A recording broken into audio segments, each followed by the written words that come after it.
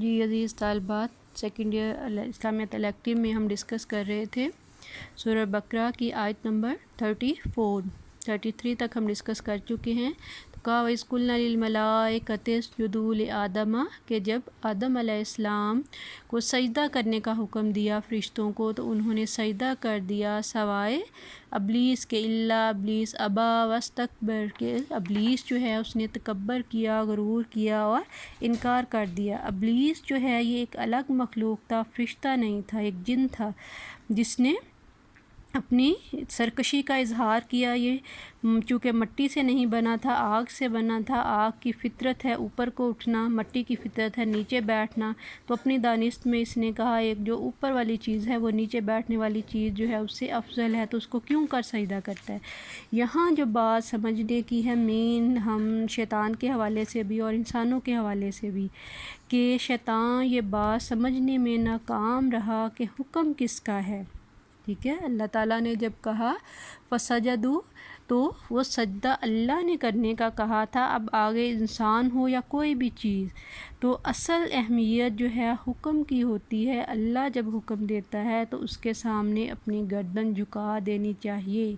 اللہ کو اکڑ نہیں دکھائی جا سکتی، اللہ کے سامنے ڈٹا نہیں جا سکتا، اللہ کے سامنے ڈٹنے کا کوئی موقع ہوتا ہی نہیں ہے۔ اللہ کے آگے تو صرف اور صرف اطاعت کی جا سکتی ہے، اور جو خود کو اللہ کے آگے جھکا دیتا ہے، اللہ کے سپرد خود کو کر دیتا ہے، اللہ کی اطاعت کو ہی کامیابی سمجھتا ہے، اس اطاعت کے راستے میں اپنا سب کچھ لگا دیتا ہے،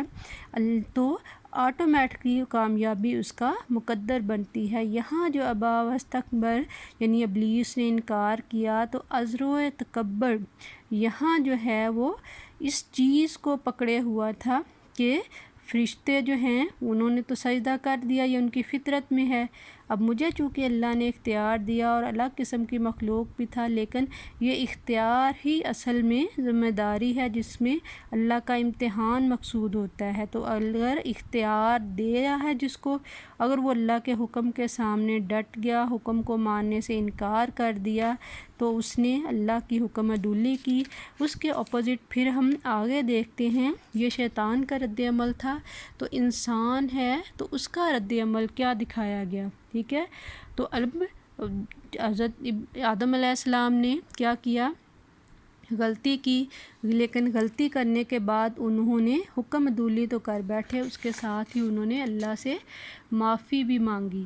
اللہ تعالیٰ نے یہاں جو ہمیں اس کہہ لیں پورے واقعے میں بتانے کی کوشش کی ہے، سمجھانے کی کوشش کی ہے کہ انسان میں اللہ نے یہ کمزوری رکھی ہے، دو چیزیں انسان کی فطرت میں رکھی ہیں، اطاعت بھی اور نافرمانی بھی۔ نافرمانی کے جذبے سے مغلوب ہو کر جب کبھی انسان جو ہے نافرمانی کر بیٹھے، تو اس میں پھر سوال یہ ہے کہ اب انسان کیا کرے گا۔ اللہ کو کیا پسند ہے؟ تو اللہ کو یہ پسند ہے کہ میرا بندہ مجھ سے معافی مانگے، اور یہ اللہ کو پسند ہے، اللہ اس سے بہت خوش ہوتا ہے۔ تو اسی کی بیس پہ آپ دیکھیں کہ آگے کہ جو پورا پروسیس بتایا کہ قلنا یا آدم اسکن وانت زوجک، کہا یہاں رہو، کھاؤ پیو، اپنی مرضی کرو، لیکن اس درخت کے پاس نہیں جانا، ھذا شجرہ فتکونوا من الظالمین، ورنہ ظالم ہو جاؤ گے۔ فأزلهم الشیطان عنہا فأخرج منہا، پھر اس شیطان نے ان دونوں کو بہلا دیا، پھسلا دیا اور وہاں سے ان کو نکال دیا۔ پھر اللہ نے اس سے کہا کہ تم میں سے بعض کے دشمن ہوں گے، تو ایک ٹائم تک تمہارا زمین میں ٹھکانہ ہے، تم جاؤ اور وہاں تک رہو۔ فَتَلَقَّىٰ آدَمُ مِن رَبِّهِ كَلِمَاتٍ فَتَابَ عَلَيْهِ، اب حضرت آدم علیہ السلام اللہ سے وہ کلمات جو ہیں وہ سیکھ رہے ہیں۔ اللہ جواباً کہہ رہا ہے، اللہ نے پس اس کی توبہ قبول کروائی۔ اِنَّهُ هُوَ التَّوَّابُ الرَّحِيمُ، تواب الرحیم، تواب یعنی بہت زیادہ معاف کرنے والا، توبہ قبول کرنے والا، رحیم رحم کرنے والا۔ تو یہ اللہ کی صفت ہے جو بار بار اللہ تعالیٰ بتا رہے ہیں۔ تو اس میں اس حوالے سے جو ہے آپ دیکھیں کہ اللہ تعالیٰ نے انسان کو پوری آزادی دی، ہر چیز جنت میں میسر تھی، اور کہا کہ صرف یہ ایک درخت ہے جس کے پاس نہیں جانا۔ ٹھیک ہے، لیکن انسان چونکہ حکم خداوندی جو ہے اس کے حوالے سے چوکنا نہیں تھا، یہی بھول ہے جو پابندی اس پر لگائی جاتی ہے، اس کی فطرت کے اندر ہے کہ اس کو جاننا چاہتا ہے، جہاں سے روکا گیا ہو وہاں جانا چاہتا ہے، اسی چیز میں کودنا چاہتا ہے، تو مختلف حوالوں سے وہ اس چکر میں آ جاتا ہے۔ فَضَلَّهُمَا یعنی ان دونوں کو بھٹکا دیا، راہ راست بھٹکایا، اطاعت کے لیے مادہ کر دیا اپنی۔ اب یہاں جب تذکرہ ہم پڑھیں گے تو حضرت آدم علیہ السلام اور اماں حوا دونوں کا تذکرہ ہے، ٹھیک ہے، دونوں کو اپنی ڈھب پر ڈال دیا جہاں سے منع کیا تھا، دونوں نے وہ پھل کھایا۔ ہمارے ہاں جو اکثر مشہور ہے کہ اماں حوا کو گمراہ کیا، وہ پھل کھا بیٹھی، پھر آدم علیہ السلام کو کہا میں نے تو کھا لیا، اب تم بھی چکھو، کیوں جہاں میں رہوں گا وہاں تم ہوگے۔ تو یہ قرآن مجید میں اللہ نے کہیں اس کا تذکرہ نہیں کیا، یہ تورات کے اندر ہے، جس کی وجہ سے پھر عورت کو آگے منحوس سمجھا جاتا ہے اس کلچر اور مذہب کے اندر۔ اسلام اس کے اپوزٹ ہے، اس نے دونوں کی بات کی ہے، فَأَزَلَّهُمَا کہ اللہ نے شیطان نے ان دونوں کو بہلا دیا، پھسلا دیا۔ پھر اس حوالے سے ایک اور بات جو ہے کہ یہ بات بھی ذہن میں رہے کہ چاہے مرد ہے چاہے عورت ہے، دونوں بہکاوے میں آ سکتے ہیں، مرد بھی بہکاوے میں آ سکتا ہے، عورت بھی بہکاوے میں آ جاتی ہے، یہ امر واقعہ کے عین مطابق ہے، مرد اور عورت دونوں ہی دھوکہ کھا سکتے ہیں، دونوں کو ہی شیطان نے بھٹکایا۔ اب اللہ تعالیٰ نے پھر کہا یہاں سے نکل جاؤ، غلطی ہوئی ہے،